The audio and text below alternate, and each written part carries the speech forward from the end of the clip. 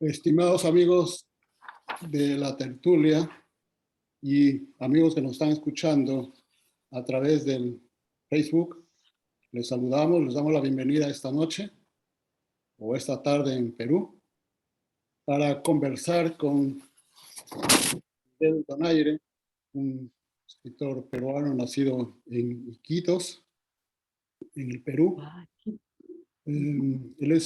Él colabora con diferentes revistas y diversos medios de comunicación actualmente y vive, como ya les dije, vive en Madrid, algo más de 20 años. Tiene un blog que se llama Notas de Navegación y en el Facebook es muy activo con la Ruta Literaria de Estanque de las Ranas. Esa es su página en Facebook.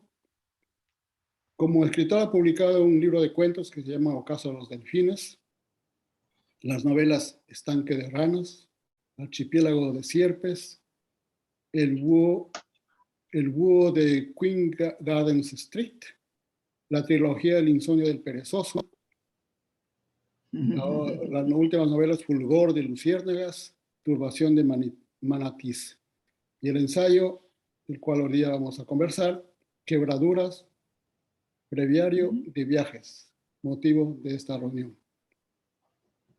Miguel, te damos la bienvenida y quisiéramos que te presentes para conocerte. Hola, buenas tardes en Perú, buenas noches o buenas tardes por Madrid y parte de Europa, ¿no? Bien, yo, como dijo Walter, vivo en Madrid desde hace 20 años. Suelo llamar a esta estancia una suerte de purma o barbecho creativo, ¿no? Lo cual me ha servido para tomar distancia. Yo vivía en Iquitos, y escribo preferentemente cosas de la Amazonía. Y bueno, a lo largo de todo este tiempo he producido esas novelas. Actualmente trabajo, bueno, casi terminada, una novela que es un tornaviaje de un sefardita, de un sefardita tangerino que por el boom cauchero llega hasta Iquitos y se queda en Iquitos y ya no vuelve, ¿no? Entonces, la idea es hacer un poco el viaje de vuelta, es decir, de Iquitos hasta Tánger.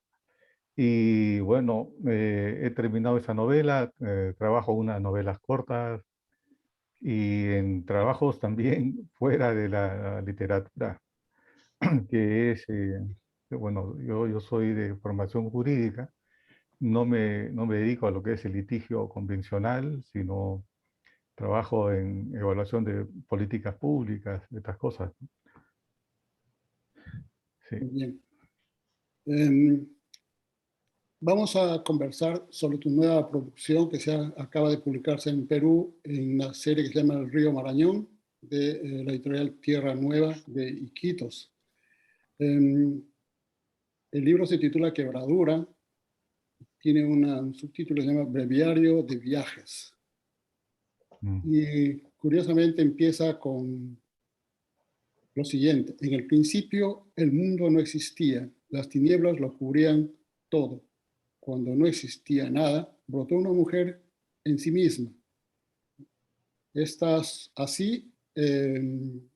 frases, digamos, nos remiten un poco, digamos, al Génesis de la Biblia, pero en este caso se trata de cómo explicar el mundo a través, el mundo que lo hace la nación o la cultura de Sana del Brasil. Quebradura podemos decir que se trata de un viaje fluvial a través de la ficción para explicar la inmensa realidad del agua y de bosques y sus pobladores. El mismo autor advierte que no es un libro de especialistas, sino el registro de un viaje entre folios y olor a tinta. Y poner las páginas de un libro tiene un profundo significado erótico, decía Carlos Fuentes, como también se cita en una parte del libro.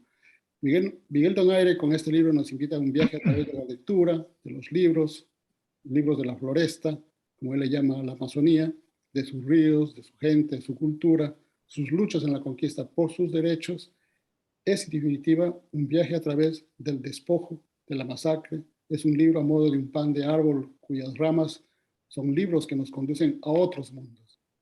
Ingresar a Quebradura es como subir a un árbol y perderse entre las ramas. Eso más o menos va a explicar, nos va a explicar el autor mismo cómo llega a esta, forma para explicarnos el mundo de la Amazonía. Y sí, entonces empezamos con la primera pregunta, Miguel. ¿Cómo surge Quebradura y qué significa Quebradura? Sí, bueno, el libro surge, como digo en la introducción, yo estaba ingresado por el COVID-19 con con una neumonía bilateral. Estaba entre la vida y la muerte y lo primero que se me vino para sobrevivir fue leer, ¿no? Entonces yo le dije a mi mujer que enviara todos los libros posibles mientras que estaba allí en el hospital. Entonces, libro que caía en mi mano, yo trataba de leerlo. Luego lo entendí, la psicóloga me dijo que estaba yo en modo de supervivencia, ¿no?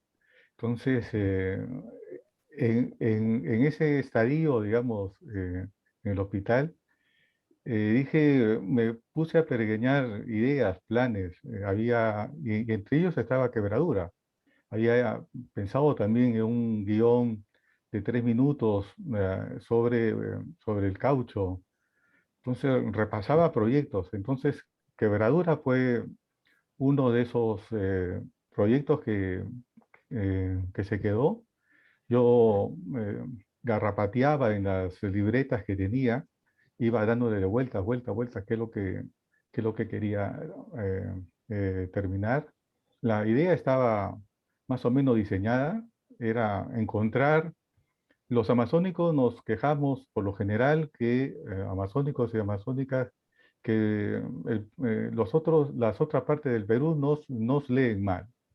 Entonces yo quería encontrar una suerte de registro amazónico para poder, o claves, ¿no? Para poder entender a la Amazonía.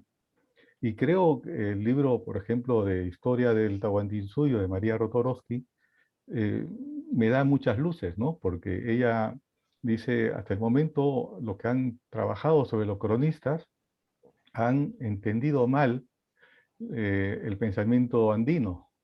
Digo, bueno, y ella habla de ese registro andino, ¿no?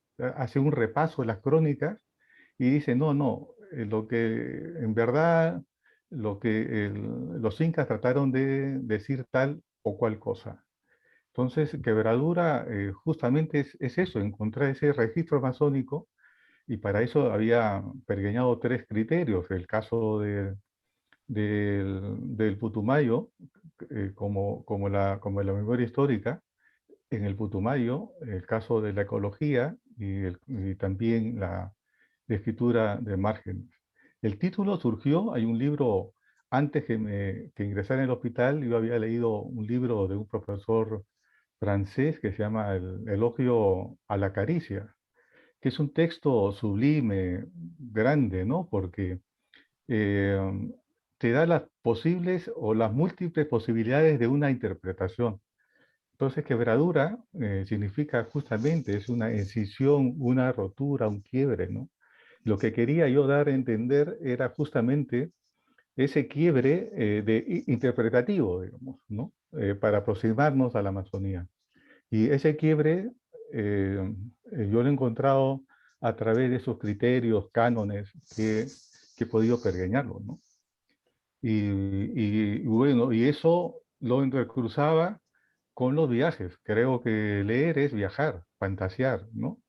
Y creo que lograba ir eh, buscando como aliado o permeando la lectura de los libros, los viajes y la Amazonía también al mismo tiempo, ¿no? Es una lectura en contrapunto, de entrelazamiento. El proceso creativo, y Walter lo sabe porque ha escrito ficción, no sé, de los amigos y amigas que están aquí, aquellos que han escrito ficción, es una suerte caos creativo, ¿no?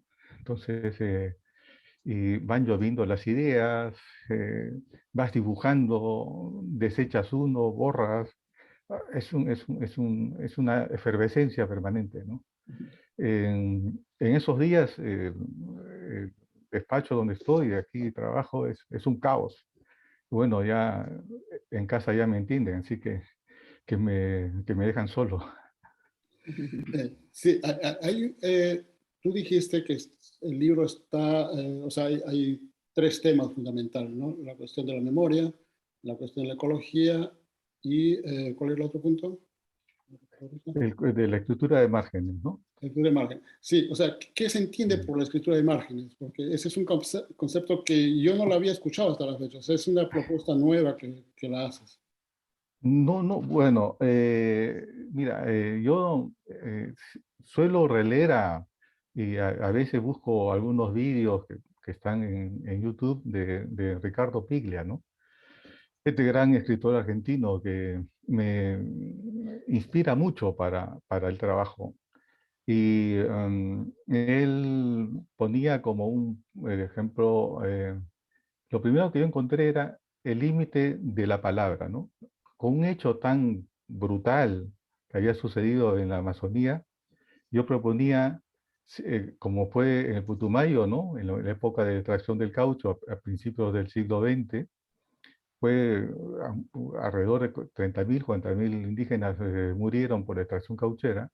Entonces, yo lo primero que me pregunto es si se puede escribir después del Putumayo, que retomo, digamos, esa tradición o pregunta inicial de Adorno, ¿no? Cuando se pregunta, ¿se puede escribir poesía después de Auschwitz? ¿No? En el caso peruano también deberíamos formularnos después lo que ha pasado en la guerra civil contra Sendero Luminoso, si podemos seguir escribiendo como veníamos escribiendo, ¿no?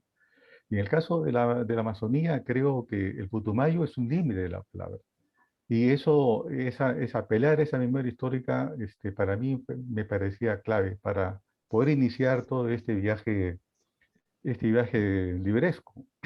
Y el caso de la escritura de márgenes, más que definirla, conceptualizarla, es partir de unos hechos, ¿no? Yo había, en el mismo Quijote, Goitisolo, hay una el Quijote en uno de los pasajes eh, está imbuido de poesía, está poseído por la poesía, no tiene cómo escribir y comienza a escribir en el suelo, ¿no?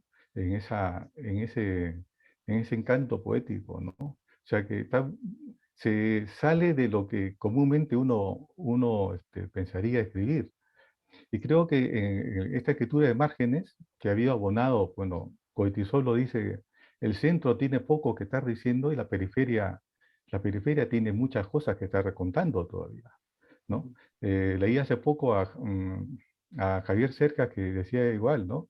En el centro las cosas están mucho más, este, están mucho más sobrepuestas, pero en la periferia siempre encuentra uno historias.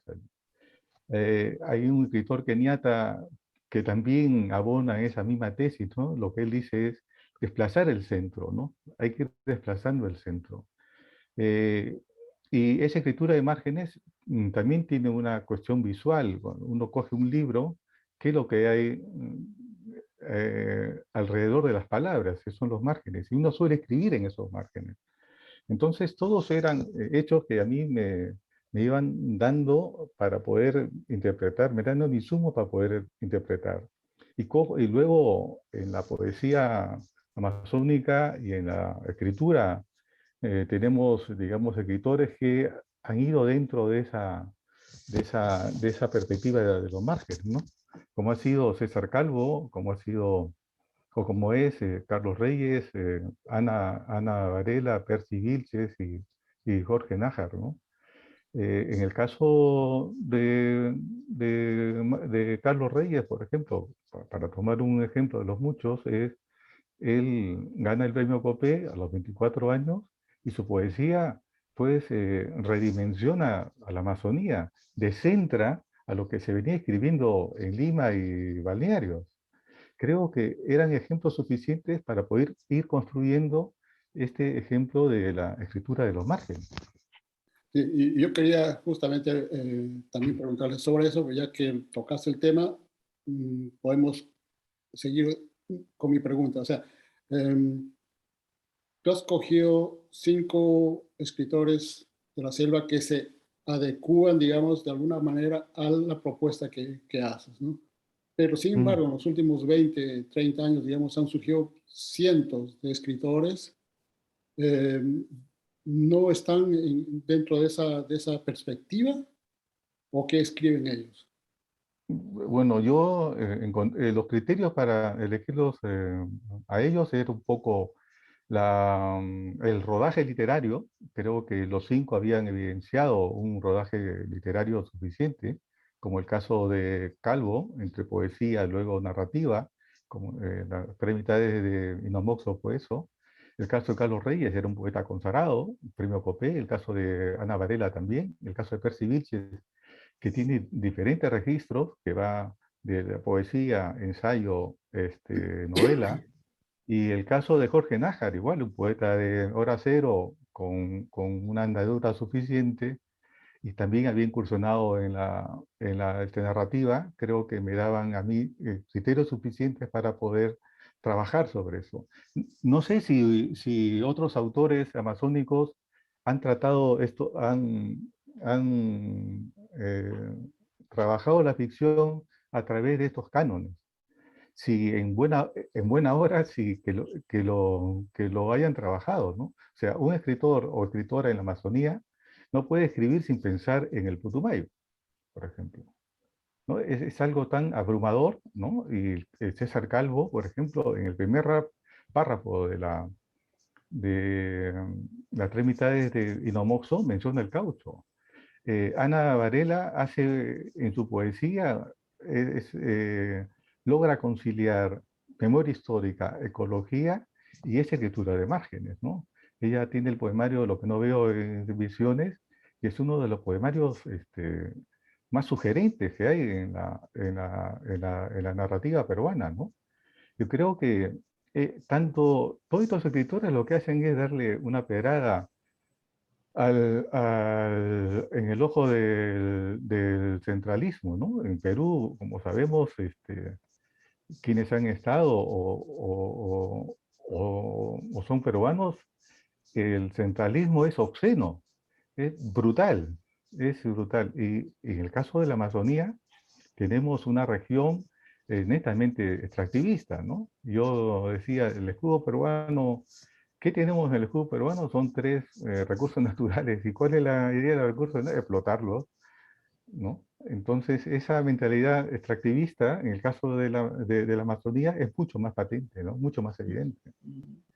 Pero Y ¿por qué creo que no crees, por podemos ejemplo, desdeñarla. sí, pero ¿por qué crees, por ejemplo, que el Putumayo, o sea, la época del caucho, Ujú, existe hasta, digamos, no solamente silencio, sino hasta quizás una especie de negacionismo? ujú, Y tampoco se trató, por ejemplo, nunca se ha tratado como se trató la cuestión de la violencia política en los Andes, ¿no? ujú. No se formó una comisión de la verdad. Si bien es cierto, No, no, no. hubo un juicio con 2 fiscales o magistrados, Van Cárcel y Con el juez Valcárcel, sí. ¿no? Entonces, pero sin embargo, según lo que leí, no hay pruebas directas, o sea, no hay testimonios directos. Entonces, y eso parece que abona un poco al negacionismo, decir, bueno, o soslayar lo que sucedió en aquellos años, a pesar de que hay ciertos indicios, bueno, material, digamos, tú has hecho un estudio muy completo sobre, hay material que se puede usar y que nos puede servir para reconstruir esa memoria que se quiere olvidar o que se trata de olvidar por todos los medios. Sí, bueno, y la escritura de los escritores seleccionados justamente abonan en ese sentido, ¿no? De fortalecer esa memoria en la Amazonía. Eh, Testigos hay. Lo que cuentan, lo que ocurrió, son los intercesores, ¿no? Tenemos el caso del magistrado Valcárcel o el caso del cónsul Casement, ¿no? pero nunca, digamos, las víctimas no han tenido una voz directa hasta 80 años después, digamos. Mm. Pero en el momento, no. Yo recuerdo, yo trabajaba en los archivos de la Corte Superior de Iquitos y encontré fragmentos del expediente del Putumayo, ¿no? Donde ahí testimonian indígenas, ¿no? De manera directa. Y una manera para invalidar este testimonio, el fiscal superior dice, bueno, que los indígenas no son personas humanas, ¿no? En consecuencia, le resta toda credibilidad al testimonio que ellos habían dado, ¿no? Pero yo creo que esa, digamos, suerte de intercesores de las víctimas ha opacado mucho la memoria histórica en la Amazonía. Yo no creo que es tiempo de una convención de la verdad, pero sí yo creo que hay que fortalecer la memoria histórica, ¿no? En este caso, vinculada a una situación gravísima como ocurrió en el Putumayo. Bueno, en parte en el Vargas Llosa, a través de la novela El sueño del Celta, trata de ir pergeñando, pero él más se centra en Casement que lo que ocurre en el Putumayo, ¿no? Y dime, pero en este caso, ¿qué papel le tocó jugar a Julio César Arana? Porque hay también literatura donde dice que, o sea, la literatura oficial que dijo que ellos ha servido para el desarrollo de la Amazonía, para el Ah, progreso, claro, claro. gracias a ellos, ¿no? Sí, sí, sí. Sin embargo, Sí, se sí. conoce la forma como él actuó, cómo se explotó esa zona en la época del caucho, ¿no? Sí, sí, claro. Bueno, lo que pasa es que es todo digamos, lo que sucedió en el caucho, los territorios caucheros fue declarado, digamos, tanto por Colombia y por Perú, un territorio que no se tocaría, ¿no? Porque estaba bajo este litigio y ese intersticio aprovechó Arana para tener ahí sus caucherías. Y lo que él siempre contaba, y también es Vox Populi en la Amazonía, era una suerte de, él estaba llevando el progreso, ¿no? Y si hay muerte de indígenas, bueno, son las consecuencias que el progreso trae, ¿no? Pero este pensamiento cauchero, digamos, persiste hasta hoy. Hay gente que niega que habían ocurrido esos hechos, por ejemplo, ¿no? Ellos dicen que eso es mentira, son infundios a un patriota como él. En el caso de la Amazonía, por ejemplo, está muy presente en la memoria histórica el despojo, entre comillas, digo, despojo de Leticia, ¿no? Recurriendo a documentos históricos, nos dicen que eso fue una idea de los caucheros para seguir teniendo, digamos, una posesión de sus gomales, ¿no? Entonces, el caucho todavía es un tiempo que hay que ir a rebuscarlo e ir dando luces, ¿no? Y dime, la intermediación del llamado cónsul de Inglaterra, Roger Casement, Casement, ha sido importante. sí, claro. Se puede usar, por ejemplo, todo lo que la investigación que él hizo para seguir insistiendo o impulsando la memoria de la época de la Ah, masacre claro, en la claro. selva. Sí, sí, yo he encontrado lo más valioso de Casement, sus diarios, ¿no? Dicen que Vargas Llosa, para hacer El sueño del Celta, acudió mucho a los diarios de Casement y el diario de Casement es realmente bueno. Hay un escritor alemán, W. G. Selval. Él, escrito, él escribió un libro sobre, ¿cómo se llama? Es algo sobre Saturno, en los anillos de Saturno, una cosa. Es un viaje que él hace por un condado inglés, en Suffolk. Y cuando está en el condado, encuentra rastros de Casement allí, ¿no? Entonces se pone a reflexionar sobre Casement, ¿no? Lo que había hecho en el Congo, los informes del Congo en el de la Amazonía. Se le ha indilgado mucho a Casement el hecho de su homosexualidad, su nacionalismo, ¿no? Pero lo que dice Selval es justamente, dice, gracias a su homosexualidad, él ha podido ponerse en el pellejo de muchos indígenas y ha podido denunciar esa marginación, esa esclavitud en la que ellos vivían, ¿no? Entonces, Sebal lo que hace es enaltecer la tarea que había hecho Casement, con todas sus limitaciones, Casement, ¿no? Porque no deja de ser, digamos, un viajero colonial, ¿no? Pero a pesar de eso, da un poquito más allá, da un paso más allá de sus contemporáneos, ¿no? Creo que eso me parece interesante, ¿no? Ricardo tiene una palabra. Dime, Ricardo, no dime, pero activa tu micro. Sí.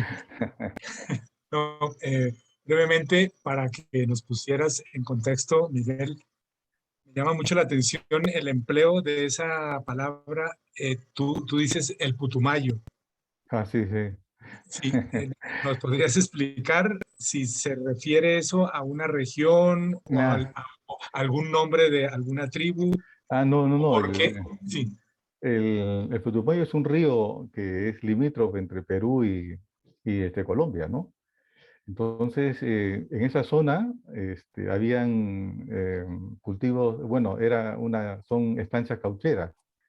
Como el caucho no se siembra, sino que se iba a buscar a la selva virgen, y esa zona era donde más manchales había, ¿no? Y el Putumayo, bueno, es el río Putumayo. Hay una novela en la Amazonía de un escritor que se llama Río Putumayo, y también encontré un sello de música que se llama Putumayo. Y Putumayo pero lo increíble de este sello es que no hay música amazónica. No, no, no.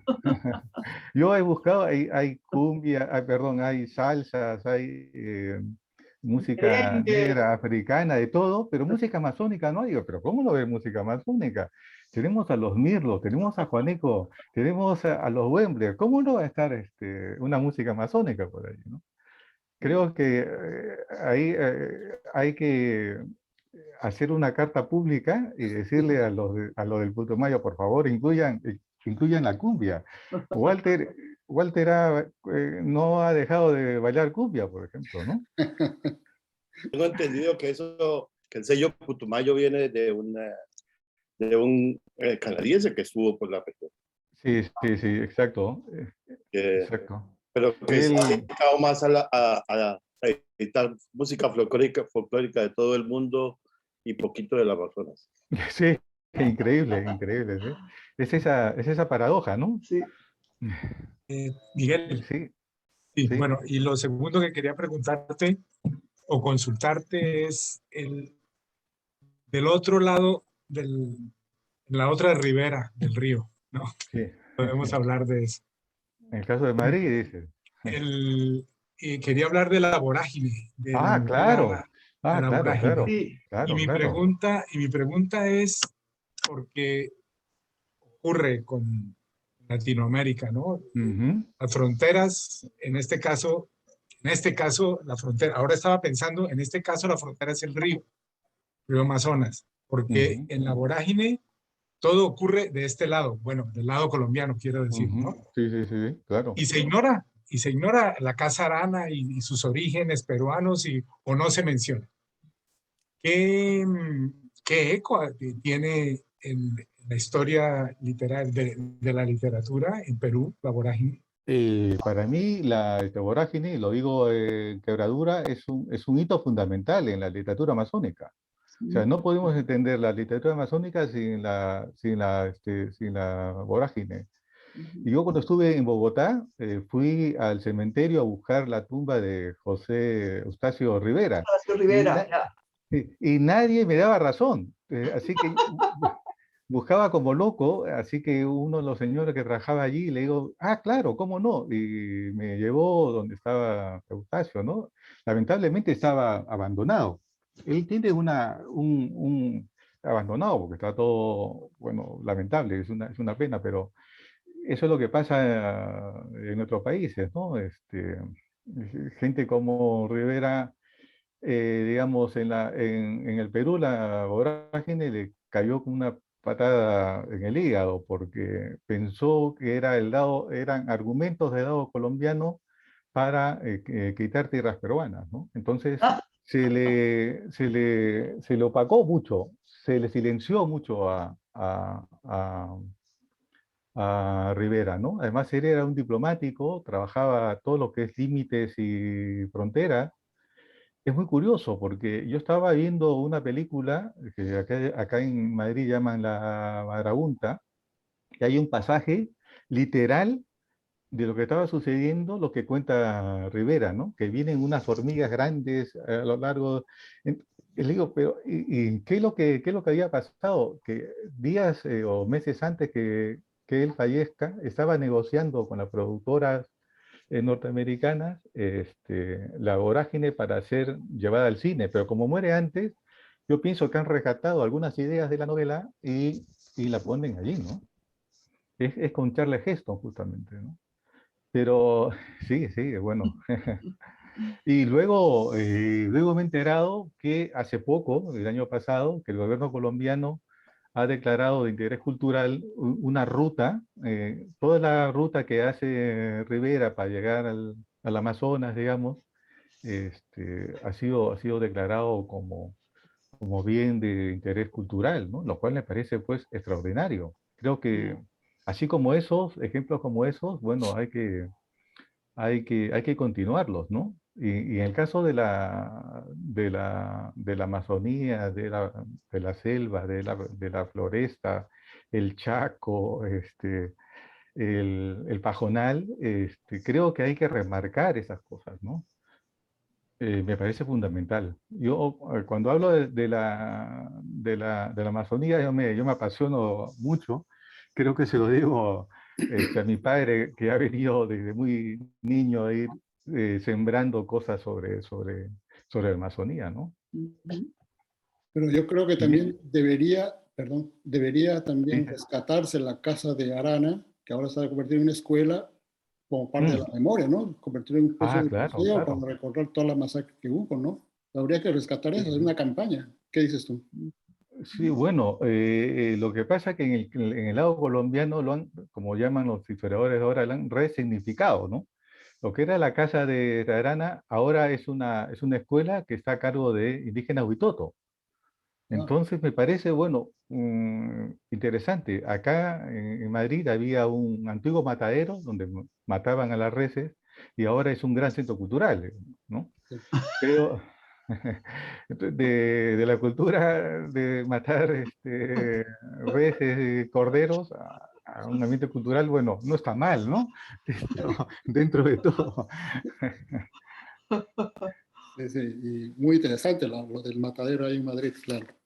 Eh, Bueno, Perdón, lo que tú sí, acabas de decir, Miguel, ¿no? Ese ejemplo del matadero, ¿no? Lo que acabas de mencionar, esa ruta que el gobierno colombiano ha habilitado para sí, sí, recuperar la historia, eso es otro negocio, eso es un negocio turístico que ah, ahora con el proceso de paz se puede entrar claro. a esa Claro, región, claro, ¿no? claro, claro, Algo claro. parecido a ese matadero que tú mencionas, ese centro cultural, ¿no? En Madrid. Claro, pero sería yo me anotaría ese viaje, ¿no? Porque debe ser interesante ir con el libro de la vorágine e ir describiendo cosas. Me parece eso pues magnífico, ¿no? En Inglaterra hay un paseo literario igual de Jane Austen, ¿no? Con sus principales obras, tú vas viendo y todo. En Girona encontré, hay un paseo literario de soldados de Salamina. En Dublín se hace una vez al año el Bloomsday, que es un homenaje a James Joyce, ¿no? Y y se pueden hacer muchas cosas. Alguien me pasó, creo que tú, Walter, en Lince hay una suerte de ruta literaria de escritores peruanos que han vivido en Lince, ¿no? Sí, sí. Creo que con esos ejemplos se puede ir avivando un poco esa memoria que rápidamente olvidamos, ¿no? ¿Tan presente es la cultura amazónica en Perú? ¿Perdona? ¿Qué tan presente es la cultura Ah, amazónica en Perú? somos muy residuales, ¿no? Para la Amazonía, o sea, Porque el son tan Perú, diferentes. perdón, porque somos diferentes. No, no, es que Son monos, en el caso peruano es un país, perdón, son monos, digo. somos chunchos, Eso, salvajes. semi civilizados. En el Código Penal, en el Código Penal anterior al vigente, los pobladores de la Amazonía eran semi salvajes, ¿no? En el caso de Putumayo, los indígenas que trabajaban con los caucheros le llamaban semi-civilizados, ¿no? Entonces, eran los que más mataban, digamos, ¿no? ¿Qué Sobre significa Putumayo, chuncho? ¿perdona? ¿Qué significa chuncho? Chuncho de la selva, ¿no? De la selva. Pero yo creo que en el caso peruano, bueno, Mariátegui no se atreve a entrar a la selva. Lo que hace es delegarle a Miguelina Acosta, ¿no? Que era una jurista yuremagüina. Dice, yo no hablo mucho de la selva, pero la que más sabe es Miguelina Acosta. Y para mí, creo que los 7 ensayos nacen cojos, ¿no? Porque no incluye a la Amazonía. Y la Amazonía, o sea, los amazónicos estamos ahí, pero no, para cuestiones extractivas, ahí estamos. Para cuestiones de baile, ahí estamos, ¿no? Pero importa poco el resto, ¿no? Pero en los últimos años también ha habido, digamos, una cierta visibilización digamos, la cultura, las diversas culturas selváticas o amazónicas, ¿no? Mm, Por ejemplo, mm, la implementación de escuelas bilingües, por lo menos básicas, eh, y también, por ejemplo, algunos de los pobladores que han logrado ingresar a la universidad y han vuelto a sus territorios a trabajar como maestros bilingües, por ejemplo, ¿no? Entonces, y también se está mm, desarrollando mm, una literatura nueva desde los propias culturas de la selva, ¿no? Por ejemplo, Dina Ananco de los Sanco. One Piece. También hay otro Charlie, no recuerdo el apellido, también de los Aguajún. También hay un poeta de los Ashánicas que todavía no ha publicado, pero está en proceso de publicación. O sea, empieza a salir eso. Y Sí, yo creo que es muy también que, incipiente, sí, sí, es pero incipiente, hay. pero ahí te quería hacer esa otra pregunta, porque tú dices que nos falta leer en la selva. Entonces, sería interesante también, por ejemplo, que las editoriales que publican libros en la selva tendrían que fomentar la lectura, las bibliotecas, por ejemplo, ¿no? Para poder así, hacer llegar la producción literaria a la misma población. Sí, bueno, y yo cuando viajo a la Amazonía, por lo general, yo trabajaba en una área natural protegida, la más grande que tiene el Perú, que se llama Pacaya Samiria. Y ahí iba a visitar a los jueces de paz, porque tenía mucho interés en el sentido de que cómo están trabajando el derecho en la periferia, ¿no? Y luego, ya por la edad, lo que suelo hacer es visitar bibliotecas en la Amazonía. Entonces he estado en bibliotecas en Nauta, por ejemplo, es una ciudad que está a orillas del río Marañón, ¿no? Cuando uno llega en el puerto hay una placa enorme donde da testimonio que allí estuvo Antonio Raimondi en ese gran botánico sobre los recursos peruanos, ¿no? Y en el caso de la biblioteca de Nauta, la habían cambiado 3 veces o 4 veces y cada vez mucho más alejada del centro.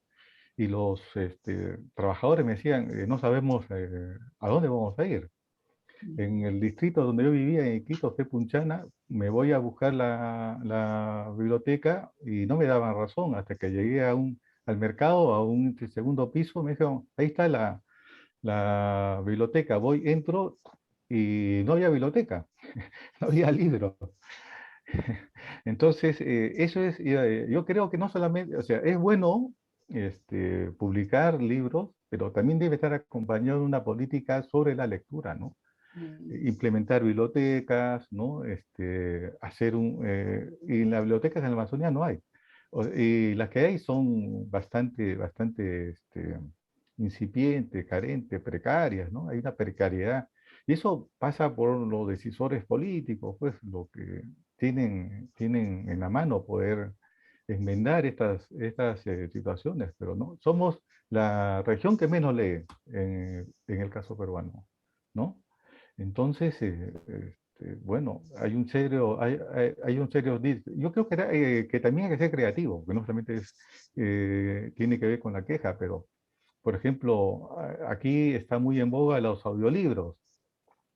Si la gente no lee, bueno, habrá que facilitarle pues, el acceso a la lectura. Puede ser a través de los audiolibros. Son personas que leen una novela y lo van contando con mucha profesionalidad. En uno de estos viajes transatlánticos, yo me puse, le digo, voy a ver cómo van estos de los audiolibros. Y me puse la de una historiadora, que es Mary Beard, que habla sobre Roma. Y durante los seis horas del viaje, así, escuchándolo a ella, y estaba yo encandilado, ¿no? Entonces digo, diablos, esta es una buena apuesta, ¿no? ¿Por qué no podemos implementarlo? Mira, Además, en el caso de la Amazonía, la gente tiene un fuerte torrente oral, ¿no? Con uno de tus libros está demostrado eso, en la del Marañón, ¿no? Entonces, que va contando historias orales, hay una potencia pues brutal. Entonces, aprovechemos, canalicemos esas capacidades y yo creo que puede ser a través de los audiolibros, ¿no? Que pueden remediar en parte esto. Mira, hay una pregunta del público, Paul Rodríguez, dice que tú participaste o estuviste en el Contamanazo. Sí. Y la pregunta es que si tienes como proyecto hacer una novela sobre ese asunto de Contamaná. Sí, sí, sí. Antes del Baguazo estaba el Contamanazo. Contamana es una ciudad que está en el río Cayali y es bastante levantisca, ¿no? Hay muchos, los contamaninos son gente de un carácter muy fuerte, ¿no? Entonces, demandaban algunas cuestiones de necesidades sociales y de políticas. Yo trabajaba como defensor del pueblo, como representante del defensor del pueblo, así que viajé a Contamana en una misión casi novelesca, porque habíamos tenido conocimiento que a la fiscal la turba enardecida la llevó a un lugar público y la desvistió, ¿no? Entonces la señora estaba pues en shock. Y era consecuencia que ellos era para mostrar su repudio contra la corrupción. Entonces tuvimos que hacer una maniobra para que la señora pudiera salir de Contamana, ¿no? Nos agradeció mucho, pero eso es Contamana.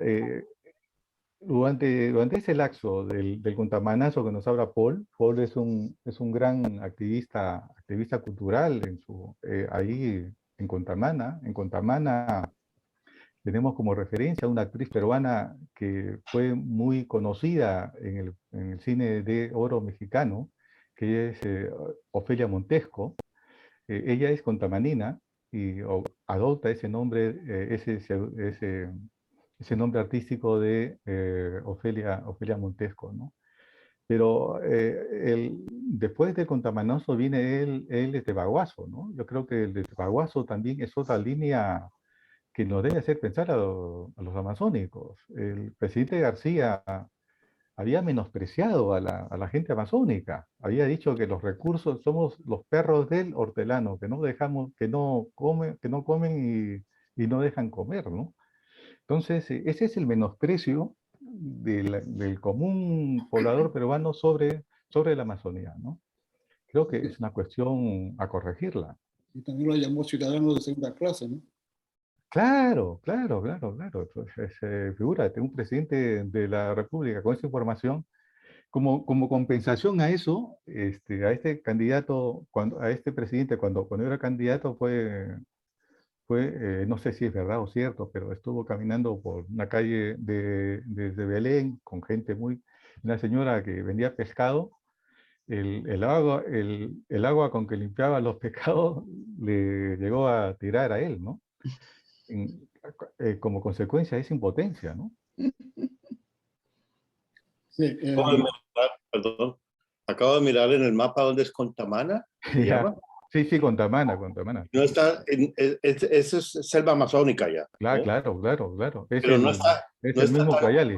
no está tan lejos de Lima, según el mapa, o pues no, Bueno, relativamente cerca. para llegar a Contamana es a través de barco o por avioneta. No hay vías de comunicación. No, no, no, no. Ah, Para Iquitos tampoco, ¿eh? No sé si es bueno o malo, pero yo creo que es bueno. Es mejor. Porque vivimos en una isla con sus peculiaridades, ¿no? es igual que en Colombia con Leticia, es igual. Allá claro, no claro, claro. Pero yo quería comentar algo. sí, Sí, sí. Que se pasó el tema porque se brincó un poco. Que realmente en la Amazonía, yo he viajado mucho por la Amazonía, el Baupés, Pichada, toda esa parte de Colombia, porque antes me dedicaba a la antropología, ¿no? Y realmente la comunicación que tienen los indígenas es oral. Y si nosotros en nuestro mundo moderno le transmitiéramos a nuestros hijos las historias de nuestras familias desde pequeños, ellos después estarían interesados en leer y así se enfocaría más a la lectura. Eso es algo que se ha perdido porque los padres no tienen tiempo, le ponen el tablero al niño o el tablet, ¿no? O el televisor, y es una tristeza. Sí, sí, sí, desgraciadamente. Yo crecí con las historias de mi abuela. O sea que ella era una gran narradora oral y me iba contando cuentos, historias, así, ¿no? Luego ya llegó las fantasías de mis padres también. Sí, sí, bueno, he sido un buen escucha, creo. Claro. Creo que ha sido un mal escucha. Porque ahora... la historia que te contaba. Así dice mi madre, sí, sí, es cierto. Dice, ya no te cuento más porque tú distorsionas las cosas que yo te cuento. No sé si Miriam quería hacer una pregunta o algo, porque aquí me señala que está con la mano levantada. Miriam, ¿querías hablar? ¿Hacer una pregunta? Carlos. Claro. No, aquí justamente que has tocado el tema, Miguel, de Contamana, Sí, aquí sí. el Paul justamente te envía esta pregunta, es que si es que en algún momento piensas escribir una novela sobre Contamana o algún artículo al respecto, porque al parecer bueno, ha dejado un poco de inquietud, a ver si de tu pluma llega algo. Sí, sí, bueno, yo he escrito... Una pequeña aclaración. Sí. Una aclaración. Nosotros miramos para allá y para acá porque estamos conectados con el Facebook, tratando de que la gente esté mirando más y esté escribiendo, no porque no estoy poniendo atención, ¿no? Vale. No, ni siquiera había sospechado eso, Bueno, pero nunca se sabe. Soy buena alumna. Yo pensé que estaba tomando nota más bien. No.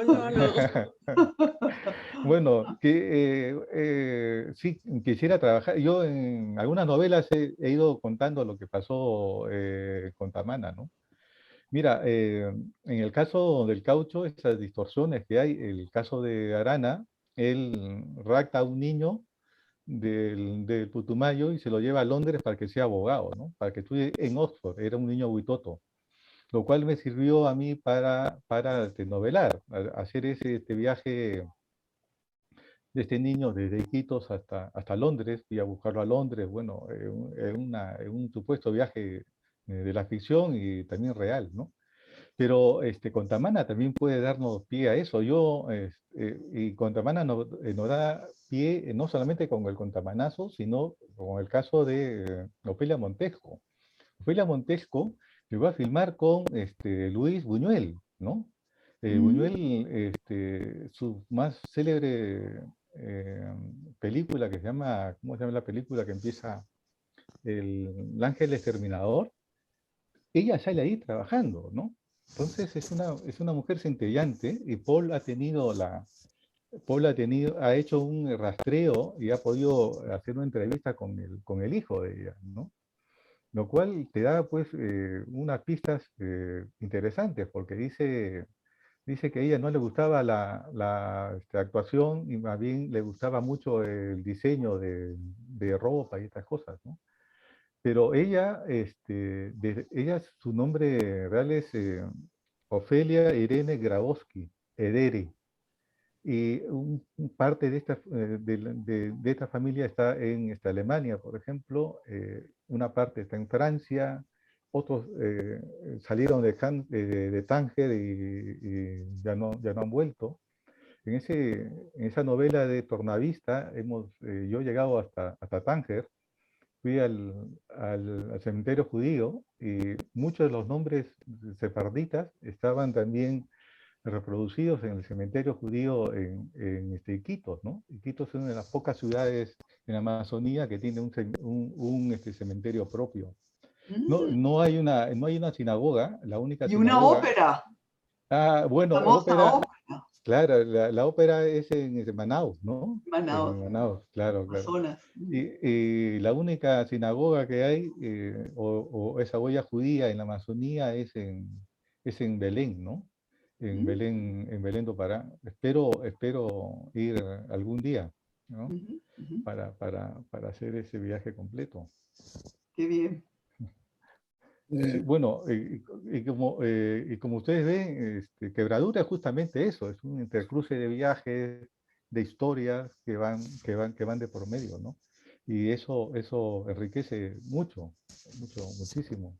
Otro escritor de imágenes es James Joyce, por ejemplo, ¿no?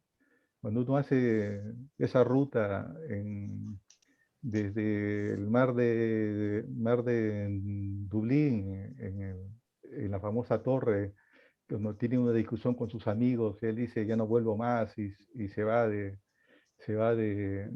Irlanda, creo que te va enseñando mucho, ¿no? Tú tenías pendiente un viaje a Valladolid tras las huellas de Miguel de Cervantes, Walter. Ajá. Sí, o sea, sí, o sea, Quebradura realmente, como lo decía, ¿no? Tú entras por una puerta y se abren cientos de puertas a través de los libros. O sea, decía, es un viaje de ficción, de ficción, pero que nos va explicando la realidad de la selva. Así más o menos lo veo a Quebradura. Y al final remata con digamos, de alguna forma una reseña de 5 escritores, digamos, ya prácticamente digamos, emblemáticos o clásicos, si se quiere de alguna manera llamarlos. Clásicos amazónicos. Amazónicos, claro, solamente de su región. No, pero yo hablo de una Amazonía continental, ¿eh? Yo no creo en estas divisiones administrativas, ¿no? Sí. Pero yo hablo de una Amazonía continental, porque en el libro, por ejemplo, está reseñado un libro de un escritor brasileño que es Márcio Souza.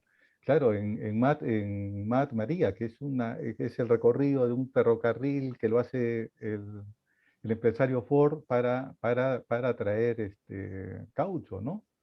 Y la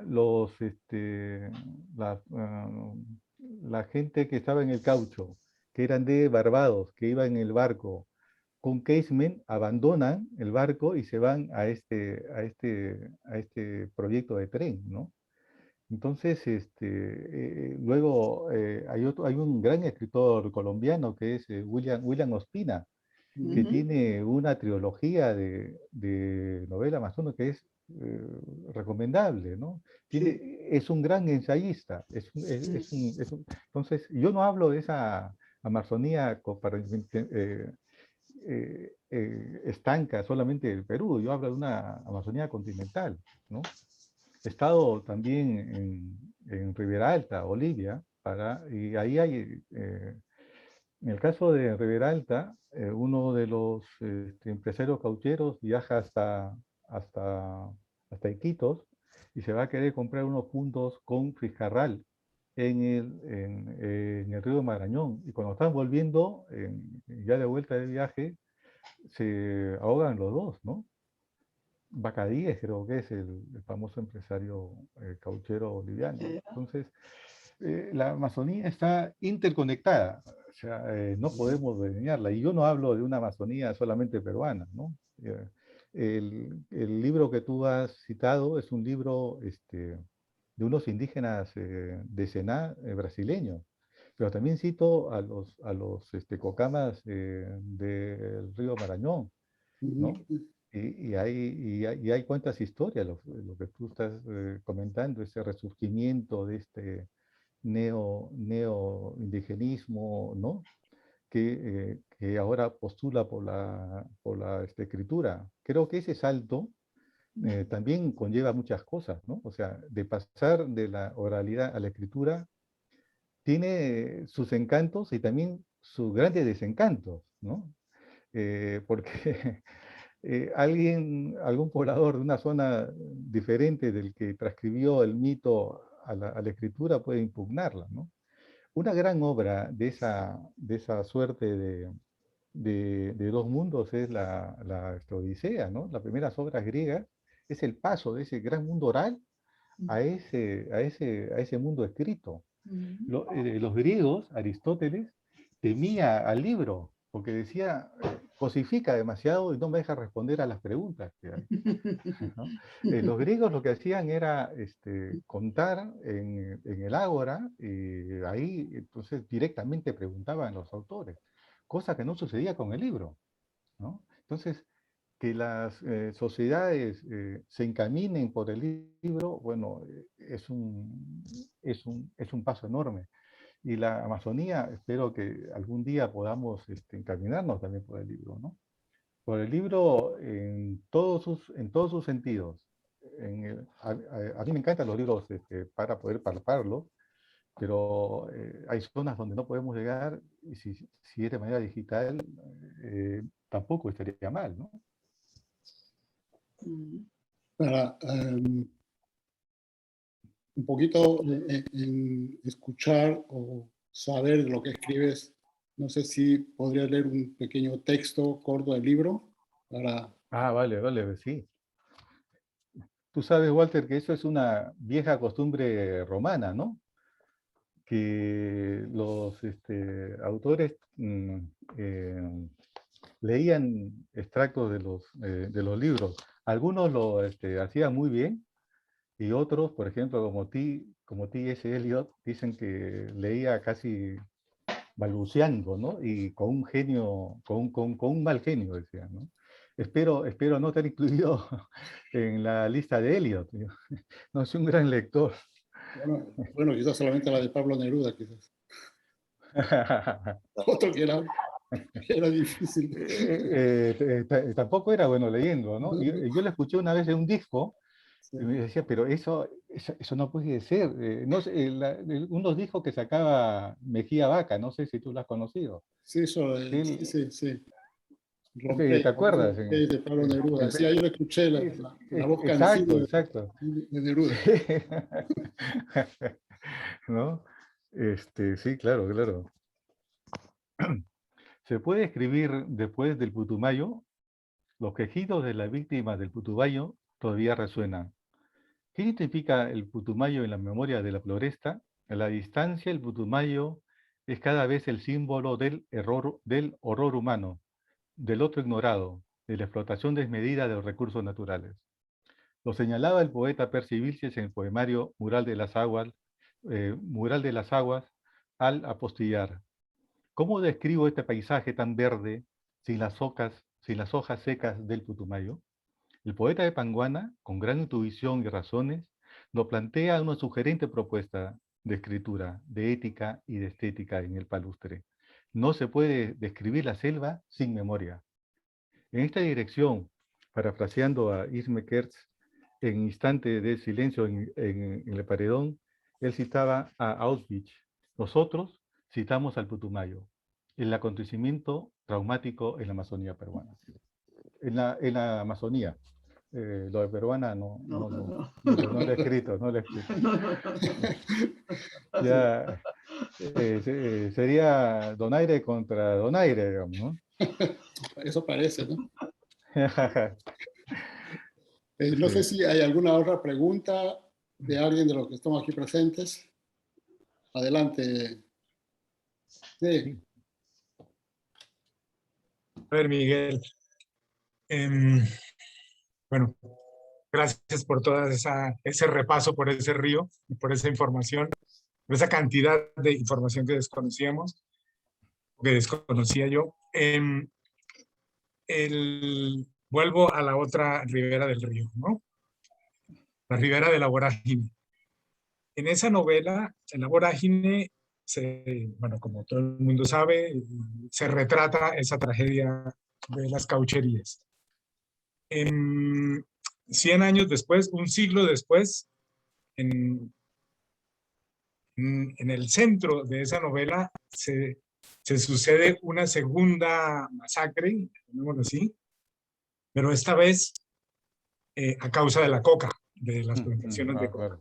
Claro. Y este personaje, el autor, ese centro está en una laguna, ¿no? Él parece que hizo un recorrido y recogió esos testimonios de los indígenas en 1926, 27, y cuenta lo que pasa, cuenta el origen del mundo, una leyenda que tenían los indígenas allí, de una indiecita mapiripana, se llamaba así, la laguna se llama Mapiripán, y la indiecita sale de la laguna de una forma un poco extraña porque sale de espalda, o sea, camina de para atrás, ¿no?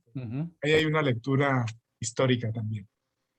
Bueno, 100 años después, esa misma laguna es utilizada por los paramilitares colombianos para cometer en ese pueblo una de las masacres más simbólicas que hay en esa guerra colombiana, que se llama así, ¿no? La masacre de Mapiripán, y se puede repasar otra vez esa novela, ¿no? La vorágine, como si hubiese sido escrita hacía 2 días, ¿no? Sí, claro. Bueno, si te quería comentar eso porque esta es una tarea que te voy a poner, Miguel, porque en tu ciudad, en Iquitos, la vorágine termina diciendo que a los protagonistas, Arturo Cova y Alicia y otras personas que los acompañan, se los tragó la selva. Pero están en ese camino, no recuerdo si es por el río Marañón, y que pasa por Iquitos, ¿cuál es? ¿Solo el Amazonas? El Amazonas pasaba, ahora pasa el río Italia. Bueno, ¿fue el Amazonas de Iquitos? Sí, ha habido un desvío, un cauce natural, ¿no? Vale. Sí, y la tarea es esa, Miguel, que esa gente está ahí, hace 100 años están en Iquitos, están ahí escondidos. Entonces, así como fuiste a Bogotá a buscar la tumba de José Espacio Rivera, ahora tienes que ir a buscarlos a Iquitos, que por allí está. Sí. Gracias, Miguel, gracias. En esta serie de Río Marañón hay un libro de cuentos que ha escrito Francisco Bardales, y él justamente trata de esos fantasmas, ¿no? Que han quedado del caucho. O sea que, bueno, en parte la tarea está cumplida.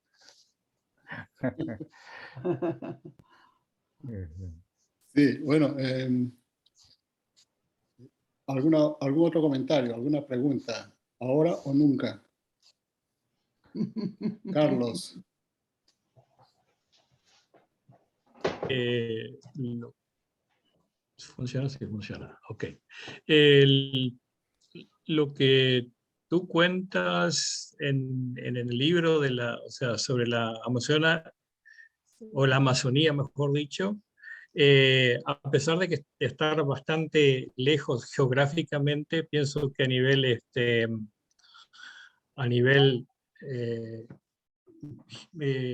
digamos, de biología, a nivel de Físico. cultura, naturaleza, el norte de la Argentina está muy relacionado con eso, Ah, claro, claro. y con el tema del caucho, que es una cuestión, una historia histórica de la Argentina que pasó muy, como quien dice, muy desapercibida en muchos ámbitos históricos de la Argentina. Tenemos una cuestión que se llama la Forestal. La Forestal, que era una empresa inglesa que vino a explotar el caucho y prácticamente terminó con el sistema ecológico del Chaco argentino, ¿no? Y bueno, se han escrito varios libros al respecto de eso. Se ha hecho una película en la década del 70 llamada Quebracho, que cuenta un poco esa historia, ¿no? En la cual ya lo que se llama el neoliberalismo ya existía en aquella época, porque esta gente vinieron a traer el progreso y vinieron a traer trabajo, y en la década del 20, después de grandes represiones, fundaron un montón de pueblos y antes de irse arrasaron con los pueblos, los echaron abajo para que no les quedara nada a la gente que quedaba en el lugar, ni siquiera una casa, ¿no? O sea, hay, digamos, prácticamente es toda una cuestión histórica que relaciona los países de Latinoamérica y se vincula muy estrechamente en, eh, en, en cuestiones básicas digamos, de humanidad, ¿no? Ahí también se terminaron matando gente del lugar. Primero se empezó a correr, a sacar del lugar al aborigen, ¿no? Y luego, lógicamente, prácticamente el quebracho, que es un árbol muy, muy típico era un árbol muy típico de esa zona. El 90% de los árboles fueron talados, exterminados, y bueno, eso fue el resultado.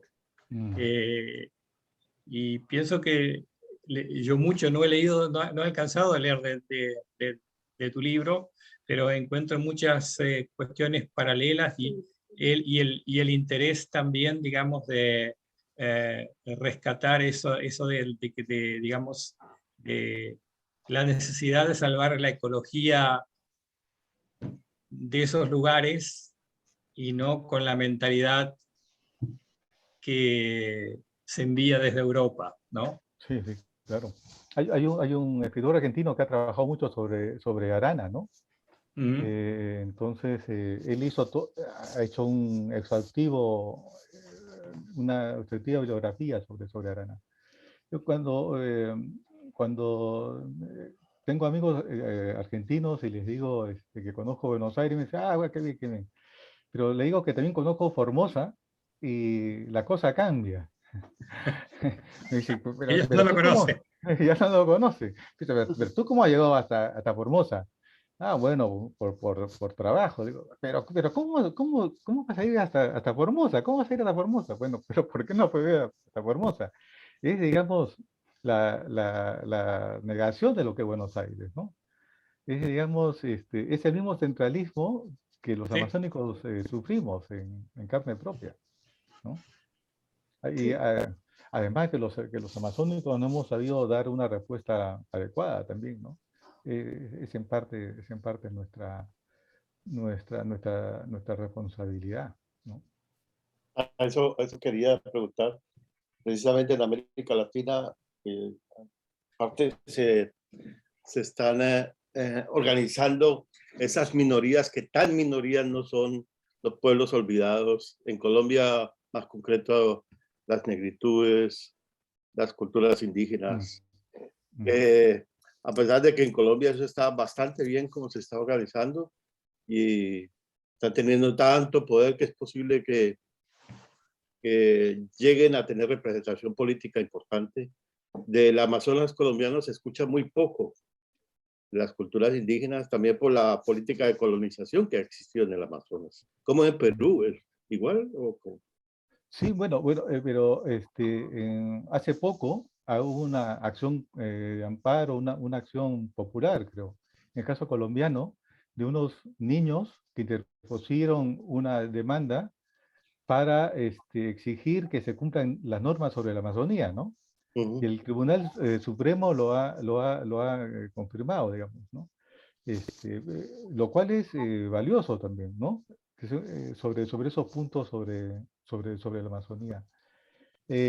Bueno, en nuestros países han crecido bajo este concepto de Estado-Nación, ¿no? Y eso ha conllevado a todas estas brechas, ¿no? Existentes, sumado al racismo, clasismo, todas estas cosas.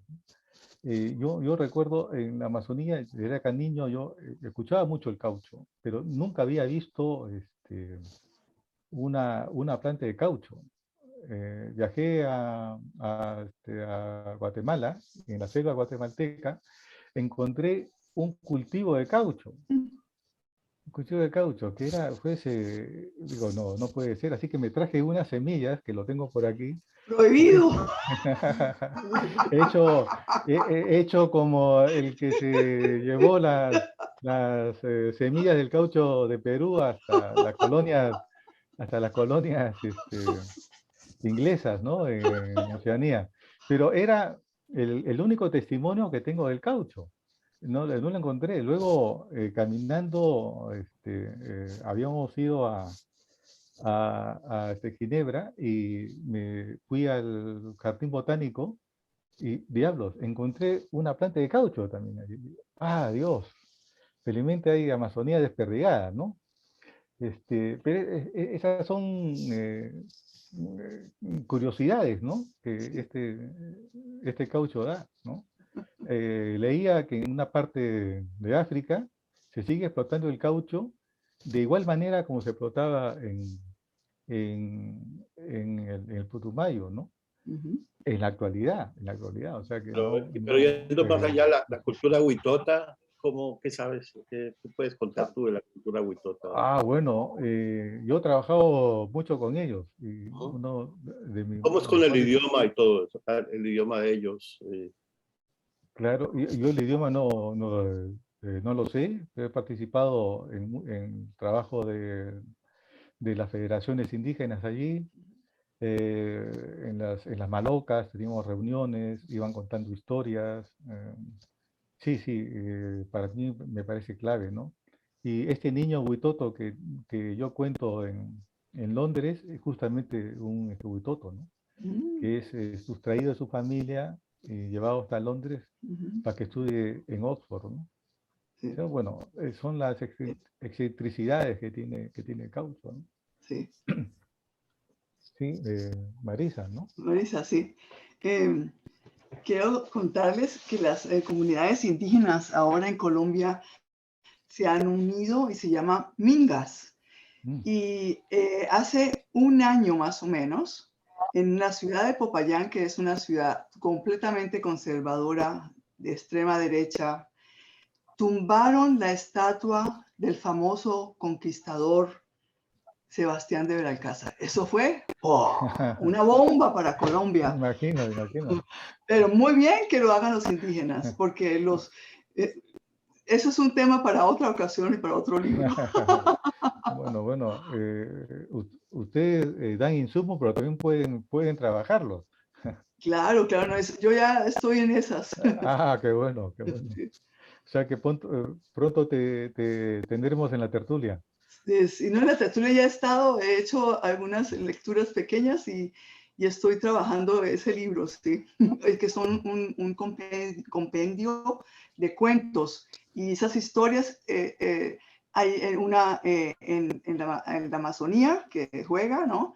Y otras juegan en la ciudad, otras en Alemania. Es un juego un poco de todo, sí, con un poco de psicología, vamos a ver, y antropológicas también, ¿no? Ah, mira, mira. Pero eso es un quehacer que toma mucho tiempo, y ahorita, porque también pinto, entonces ahora me voy a dedicar realmente a la escritura. No se puede hacer todo.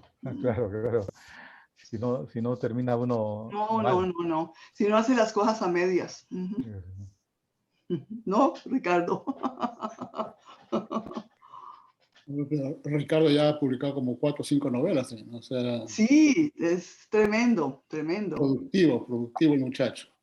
Y Pero dejó joven, de presentar obras de pintura. está joven todavía. Pero yo quería, un poco para ir tratando estos temas, ¿no? Pero escribir un libro en Perú, no siendo limeño, y escribirlo de Madrid, digamos, es un doble, o sea, uno vive un doble exilio ahí, ¿no?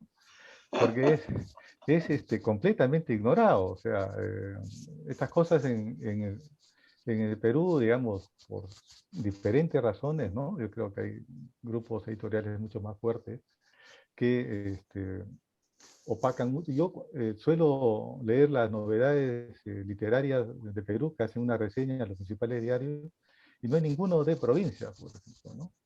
Es algo pues, brutal. Ahí terrible. está la centralización en todo, en la Claro. política, en lo social, Claro, en la cultura, claro. en todo. Y así Sí. son todos nuestros países latinoamericanos, Sí, obscenamente centralista. desafortunadamente. Sí. Entonces, bueno, Quebradura, yo decía que no va a pasar de 4 amigos y de la Plaza Mayor, de Iquitos, pero la voluntad que ha tenido el editor ha sido pues tremenda, porque ha cogido los libros y se ha ido por diferentes pueblos de la Amazonía, ¿no? Ha estado, inclusive ha llegado a Lima, ha estado en Moyobamba, ha estado en Tarapoto, en Contamana, el Contamanazo, ha estado en Nauta, Requena, Caballo Cocha, o sea, claro, yo le digo, es una labor con kilos del Quijote y gramos de Sancho Panza, ¿no? Porque es una apuesta, en una región donde poco se lee, ¿no? ¿Dónde consigo uno el libro? ¿Dónde lo puede uno comprar? Bueno, Jaime Vázquez, que es el editor, yo a través de Walter, ¿no? ¿Sí, Walter? ¿De Walter? Que te mande, digamos, la dirección donde pueden comprar el libro para poder accederlo, ¿no? Por favor. A ver. Bueno. Walter, Muy bien. Yo he mandado por escrito el número de ediciones. ¿Cómo pedirlo? ¿Cómo pedirlo? ¿Lo puedes repetir? ¿Lo puedes repetir? Difúndelo, porque si no se vende el libro nos una- quedamos sin escritores. Una de las formas, anoten, sería la página de librosperuanos.com. www.librosperuanos.com. Ya, ok. ¿Y lo puedes uno comprar por qué vía? Por forma online. Tú lo puedes pedir, entras a la página. ¿Por online? Sí, ahí hay Okay. una dirección electrónica, tú entras ahí ¿Y lo puedes pagar por PayPal, por ejemplo? ella te manda la cuenta, cómo tienes que pagar todo. La Ok, otra forma perfecto. sería directamente a la editorial misma, en Iquitos. Ok, gracias. Ahorita no tengo la dirección, pero se los puedo pasar después. Ya lo mandó la dirección, no, el nombre del libro y el autor lo mandaron ya. Carlos sí, ya está, sí, ya lo veo, sí. Ok, o sea, que abran el chat y lo van a encontrar ahí, los datos. Perfecto. Bueno, Gracias. muchachos, hemos llegado, yo creo, ya al final. Bueno, No hay ninguna otra pregunta, ningún comentario.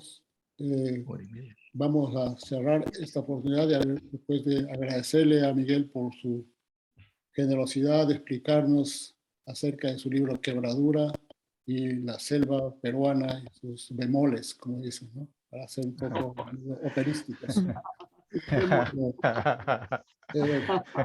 A nombre de todos los tertulianos te agradecemos, Miguel, y apenas la